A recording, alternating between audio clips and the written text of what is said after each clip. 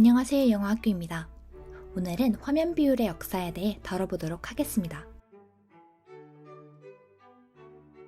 화면은 가로, 세로의 비율, 즉 화면비를 가지고 있는데 이 비율은 시대에 따라 변화되어 왔습니다. 그렇다면 영화의 화면 비율은 어떻게 될까요? 화면 비율의 종류에는 크게 8가지가 있습니다. 화면 비율을 표기하는 방식은 크게 2가지가 있습니다. 화면의 세로 비율을 1로 잡는 방식과 자연수 값으로 표기하는 방식입니다. 각 화면 비율을 비교하기 쉽게 화면의 세로 비율을 1로 잡는 방식으로 알려드리도록 하겠습니다. 영화 산업이 대량 생산, 대량 소비의 체제를 갖추기 전까지 다양한 필름 포맷이 공존했습니다. 영화 발명 초창기에는 다양한 형태의 필름 규격이 사용되어지다가 영화 기술이 정립되면서 지금까지 영화 역사상 가장 많이 사용된 35mm 필름 규격이 생기게 되었습니다. 이 35mm 필름의 화면 크기는 화면비로 따지면 1.33대 1입니다. 1.33대 1의 화면비는 토마스 에디슨의 연구실에 있던 윌리엄 케네디 닉슨이 이스트만 코닥사에 의뢰하여 만든 필름 화면 비율입니다. 4대 3으로도 불리는 1.33대 1 비율은 그 당시 미학적으로 안정된 비율로 국제 표준으로 널리 인정받게 됩니다.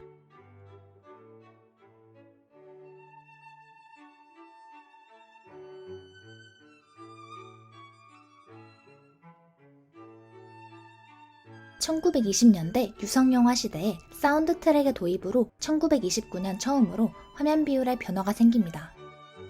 화면 비율은 1.33대 1에서 1.37대 1로 변하게 됩니다. 사운드 트랙이 들어가자 화면의 폭은 정사각형에 가까운 1.19대 1의 화면비가 되어버립니다.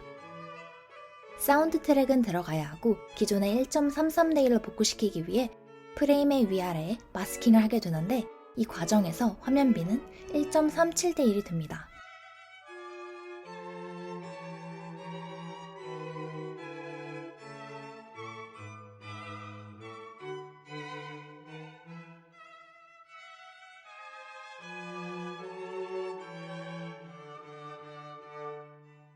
와이드 스크린이 본격적으로 도입되게 된 이유를 TV의 등장으로 간단하게 설명하기도 하지만 제2차 세계대전 이후에 사회 경제적 상황을 살펴보면 그 정확한 원인을 알 수 있습니다. 2차 세계대전 동안 주요 국가에서 제작된 영화의 수가 급격히 줄지만 미국 내 극장의 입장료와 박스오피스 수입은 증가하였고 비슷한 현상이 다른 국가에서도 나타납니다.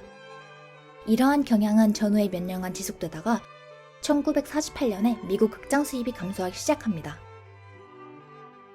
이 시기에 미국에서의 TV의 보급, 외곽으로의 인구 이동, 다른 여가 활동의 증가로 영화계는 수입에 막대한 타격을 입게 됩니다. 영화 산업계와 극장업계는 새로운 전략이 필요했습니다. TV의 화면 비율은 극장의 화면 비율 4대 3을 그대로 가져왔기 때문에 영화계는 TV와는 다른 포맷을 택하여 경쟁력을 갖출 필요성을 느끼게 되었고 가로 양상 폭을 넓혀 높은 현장감을 재현할 수 있는 와이드 스크린 포맷을 만들게 됩니다. 1950년대에 많은 와이드 스크린이 탄생하게 되는데 대표적인 와이드 스크린 포맷에는 시네라마, 시네마스코프, 비스타비전, 토드 AU, MGM65 이들 방식 외에도 슈퍼스코프, 테크니라마, 시네미라클, 비스타라마 등 수많은 와이드 스크린 포맷이 탄생하게 됩니다. 영화 감독이자 엔지니어인 프레드 월러는 시네라마라는 와이드 스크린 화면 비율 포맷을 발표합니다. 이 포맷은 세대의 카메라로 3분할 촬영을 하고 상영을 할 때도 영상기 3개를 사용하여 스크린에 투사하는 방식이었습니다. 1952년 11월 뉴욕의 브로드웨이 극장에서 시네라마를 처음 소개하는 이것이 시네라마다가 공개되었습니다.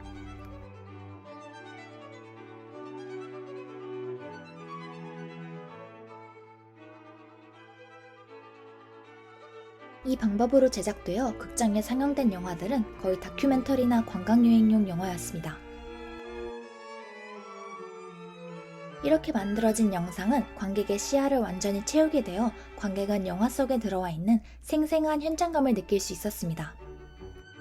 시네라마는 여행 풍경을 담은 기획영화 등을 통해 상당한 이익을 올리는 데 성공했지만 일반 영화에 채택된 건 10년 뒤인 1962년이었고 만들어진 영화도 2편에 불과했습니다. 왜 그랬을까요? 시네라마는 획기적인 시스템이었지만 카메라 세대를 이용한 시스템은 촬영이나 상영 단계에서 여러 어려움이 있었습니다.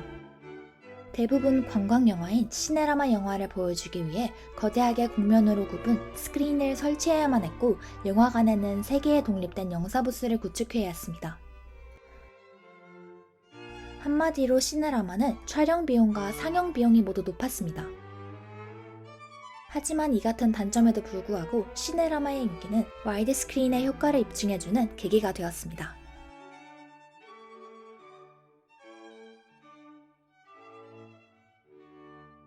시네라마의 성공을 본 20세기 폭스는 프랑스의 천문학자이자 발명가인 앙리 크레티잉이 1920년대에 발명한 에너모퍼스코프를 영화에 도입합니다. 에너모퍼스코프는 일종의 오목렌즈와 유사한 개념을 가진 특수 렌즈를 이용해 이미지의 폭을 절반까지 압축해 필름에 기록하는 기술입니다. 20세기 폭스는 여기에 시네마스코프라는 이름을 붙였습니다.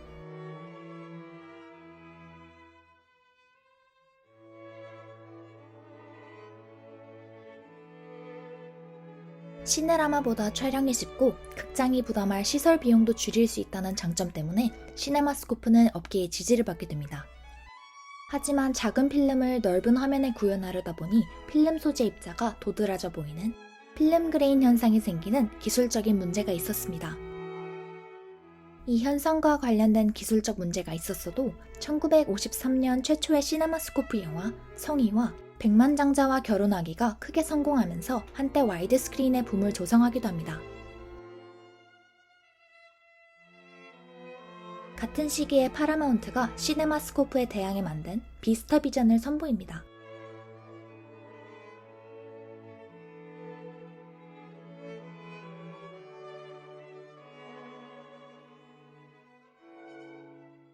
필름을 세로로 촬영하는 일반적인 영화 카메라와 달리 가로로 촬영하는 방식으로 필름 자체의 촬영 면적을 늘리면서 필름 그레인으로 인한 화질 저하 문제를 해결합니다. 하지만 가로로 촬영하는 방식 전용 카메라와 영사기가 필요해 비용도 많이 들어서 극장주들은 비스타 비전의 도입을 꺼리게 됩니다. 이 화면 비율은 첫 작품인 화이트 크리스마스를 시작으로 현기증, 북북서로 진료를 돌려라 등의 몇몇 영화를 만들고 사라지게 됩니다. 그럼에도 불구하고 1.85대 1의 화면비는 현재까지 가장 많이 사용되는 화면비로 남아있습니다.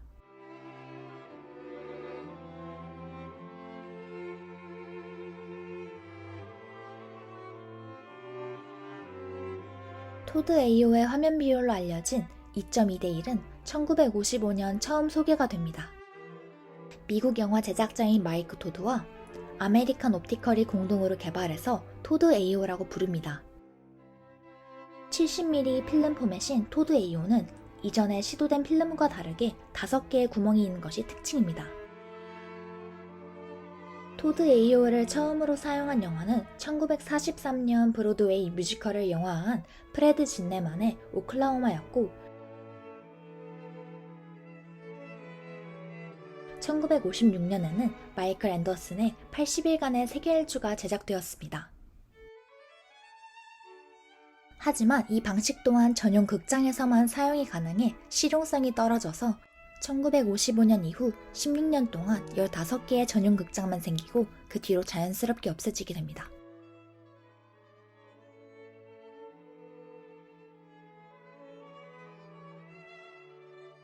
비슷한 시기인 1954년 파나비전은 새로운 비율을 선보이게 되는데 바로 MGM65, 울트라 파나비전이라고도 불리는 2.76대 1의 화면 비율입니다. 70mm 필름을 이용해 와이드 스크린을 실현하는 기술로 이 방식으로 촬영된 영화에는 배너가 있습니다. 70mm 필름의 단점은 가격이 높다는 것이었는데 점차 35mm 필름의 기술이 발전하면서 이전의 그레인 문제가 해결되었고 70mm 필름과 비슷한 화질을 얻을 수 있게 됩니다. 결국 몇 개의 영화가 만들어지고 없어지게 됩니다.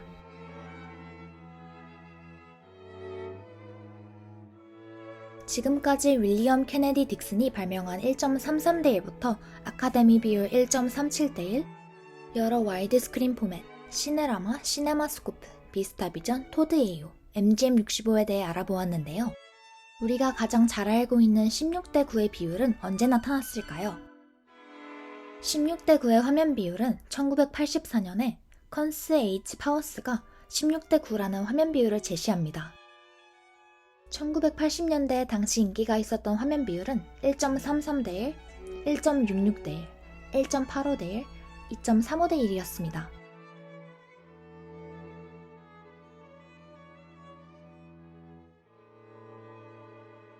지금까지 영화 화면 비율의 역사에 대해 알아보았는데요. 예전에는 화면 비율이 특히 당시의 기술, 제작비, 상업적인 측면에 의해 주로 결정이 되었다면 현재는 영화를 만드는 감독의 연출에 의해 다양하게 표현되고 있습니다.